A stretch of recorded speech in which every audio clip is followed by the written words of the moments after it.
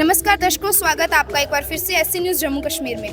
दर्शकों, SC news Jammu Kashmir की team इस समय मौजूद है सतलुक आश्रम खमानों में। इस समय हम खमानों के आध्यात्मिक प्रदर्शनी में उपस्थित हैं और हम आज बात करेंगे एक ऐसी बात का खुलासा करेंगे जो अक्सर संत रामपाल जी महाराज जी पे सामाजिक लोगों की उंगली उठाई जाती है। जी हाँ दर्शकों, आपको बता दें, जहाँ एक तरफ संत रामपाल जी महाराज जी के जय जयकार हो रही है, वहीं दूसरी तरफ कुछ सामाजिक लोग ऐसे भी हैं जो संत रामपाल जी महाराज जी का अभी भी विरोध कर रहे हैं। आइए अब हम संत रामपाल जी महाराज जी के शिष्यों के पास चलते हैं और उनसे बातचीत करते हैं।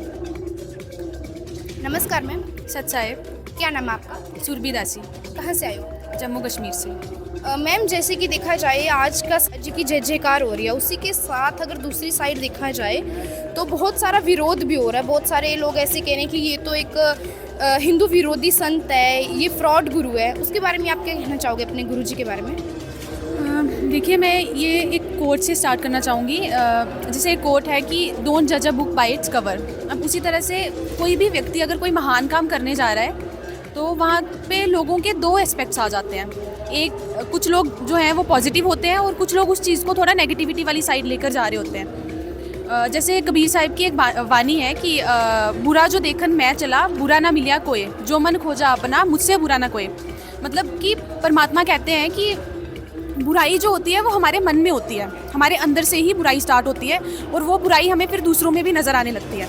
अब संत रामपाल जी महाराज के अगर जो लोग बुरी साइड देख रहे हैं, वो बुराई उनके खुद के मन में है, जो उनको उनकी बुरी साइड दिख रही है।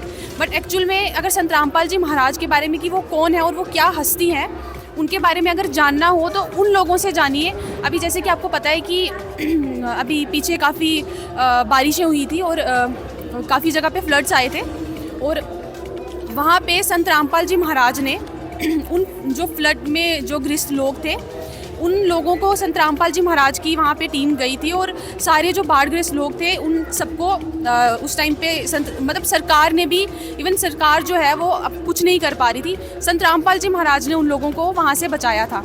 और मतलब आप उन लोगों से पूछिए कि संत रामपाल जी महाराज कौन हैं, क्या हैं। और अभी के टाइम पे संत रामपाल जी महाराज की एक मुहिम चल रही है, अन्नपूर्णा मुहिम, और उसमें संत रामपाल जी महाराज जो है, जो भी संत रामपाल जी महाराज का एक नारा है कि रोटी कपड़ा शिक्षा और मकान सबको देगा कबीर भगवान।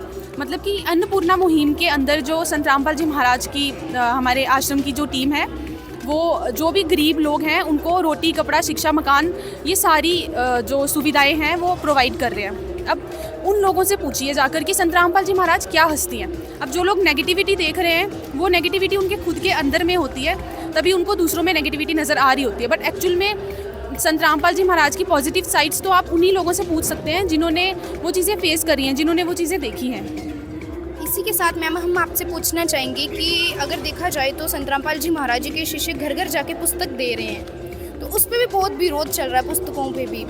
इसके बारे में आप क्या कहना चाहोगे? जैसा कि मैंने इस बारे में पहले भी कहा कि समाज में जो है दो किस्म के लोग होते हैं, लोगों के दो एस्पेक्ट्स होते हैं, एक नेगेटिव और एक पॉजिटिव। उसी तरह से यहाँ पे भी यही चीज़ आ जाती है कि लोग जो हैं वो बिना, अब जैसे हमारे गुरुजी के शिष्य बुक सेवा करने जाते हैं, लोग बिना जांच पड़ताल करे उन पे जो आरोप लगाने लगते हैं कि ये गलत ज्ञान जो है वो बांट रहे हैं या गलत वो चीज़ कर रहे हैं। अब जैसे रावण था, रावण देखो, वो राक्षस कुल का होते हुए भी रावण ने अपनी मर्यादा जो है वो निभाई थी। उन्होंने सीता माता को हाथ तक नहीं लगाया था, इतने टाइम तक अपने पास रखा था। और राम भगवान, जिनको लोग मर्यादा पुरुषोत्तम कहते हैं, वो मर्यादा पुरुषोत्तम होते हुए भी सीता माता जब गर्भवती थी, उन्होंने उनको उस टाइम पे बाहर निकाल दिया था।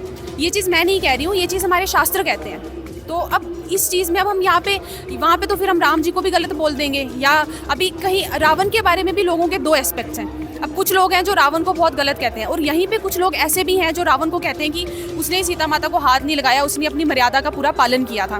तो इसी तरह से अब संत रामपाल जी महाराज की जो पुस्तकें हैं, अब आप बिना उन पुस्तकों को पढ़े, बिना देखे, बिना जांच पड़ताल करे आप उन पे ऐसे झूठे इल्ज़ाम लगा देते हैं या विरोध करना स्टार्ट कर देते हैं, तो ये चीज़ तो बहुत गलत है। जब तक आप अब संत रामपाल जी महाराज की जो भी पुस्तकें हैं, हम ये चीज़ कहते हैं कि आप संत रामपाल जी महाराज की पुस्तकें लें और उसके बाद अपने शास्त्रों से उनको मैच करके देखें। अगर शास्त्रों से मैच करने के बाद कुछ चीज़ें जो हैं वो आपको अलग दिखती हैं या कुछ आपको लगता है कि ये शास्त्रों के विरुद्ध संत रामपाल जी महाराज ने लिखा है, तो ये हम आप लोगों से जो है अनुरोध करते हैं कि आप यहाँ पे आके उस चीज़ पे आप कोर्ट केस भी कर सकते हैं कि यहाँ पे संत रामपाल जी महाराज ने ये गलत चीज़ लिखी हुई है।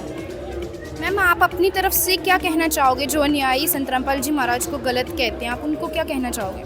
जी, जो लोग संत रामपाल जी महाराज को गलत कहते हैं, मैं अपनी तरफ से यही चीज़ कहना चाहूँगी कि बिना किसी को जाने पहचाने, जांच पड़ताल किए आप किसी के बारे में ना गलत सोचें ना गलत कहें। सबसे पहले आप जांच पड़ताल करो, आप अपने सदग्रंथ उठाओ, उनको पढ़ो और संत रामपाल जी महाराज की जो पुस्तकें हैं उनको अपने सदग्रंथों से मैच करो। आप देखो कि वो दोनों चीज़ें जो है, अब संत रामपाल जी महाराज की पुस्तकें और हमारे सदग्रंथ, वो दोनों चीज़ें मैच करती हैं आपस में।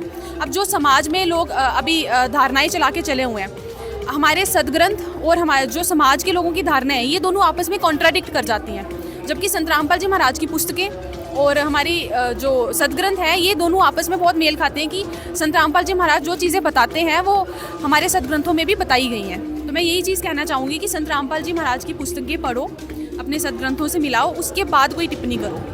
धन्यवाद। सत साहिब।